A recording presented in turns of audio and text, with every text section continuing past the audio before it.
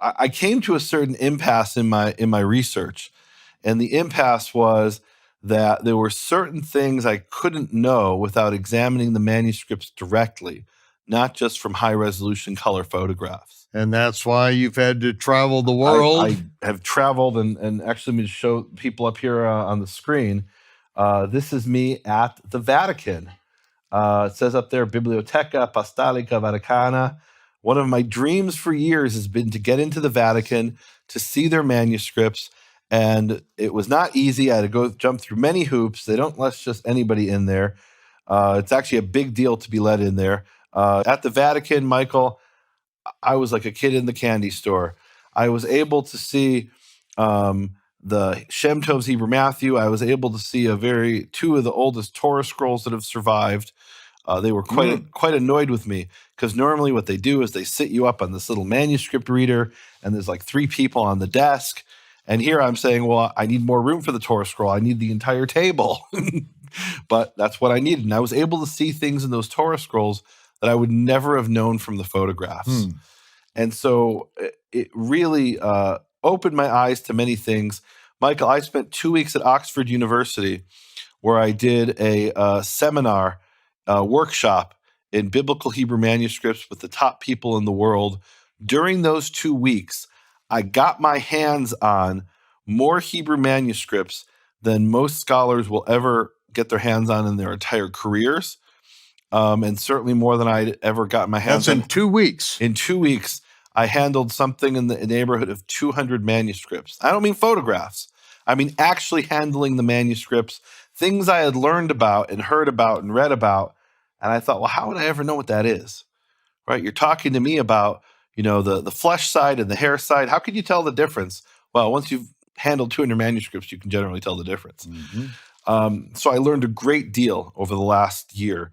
I would even venture to say I've learned more over the last year about Hebrew manuscripts than I learned up until that point in my entire life. Very eye-opening. It was a real blessing. I went in to see this one set of scrolls. There were 3 scrolls at this one little library in Cambridge. It wasn't the main library. And one of the scrolls hadn't been opened in decades, and they had kept it in a tin can, and they weren't able to get the tin can open. And they eventually had to saw it open or something. I'm not sure. But they told me, come back in 2 weeks, and by then we'll get it out. We'll have a special conservator open it up. Did you get to see it then? I did, absolutely. So they opened that old rusty can. They opened the rusty tin can, and when they took out the Torah, when we took out the Torah scroll, there was literally piles of rust that came out with it. And I'm not exaggerating, they had to go get a vacuum cleaner because they didn't want to damage the manuscript, this Torah scroll, by the rust sliding across it. So they were trying to remove it, by bringing it up with the vacuum. It was an incredible experience, Michael. It was a huge blessing.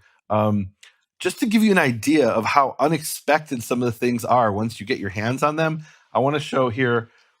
This is from the British Library, and this is a scroll of the Book of Esther. And I had seen photographs of the text, and I had been studying the text. And I thought, why are these images so blurry? Whoever photographed this must have done a horrible job. And I get to the British Library in London, and I order this manuscript. And it's smaller than, it's the size of my pinky, actually, but I have a long pinky. You can see there in inches. It's a tiny little scroll. And it's the type of thing you would never know if you just looked at the photographs online. And certainly if you read other people's transcription of this, you would never know the character of this scroll. This actually applied to something from the New Testament. Michael, here I am posing with Sloane 237, which is a manuscript in the British Library, which has the Book of Revelation, or part of the Book of Revelation, with vowels. And I go there, and I was shocked to see it was something that you could fit in a pocket. I had no idea. I thought this was a giant tome that would fill an entire table. And it turned out it was literally something that would fit in a pocket. And there were actually quite a lot of manuscripts like that I was very surprised to discover.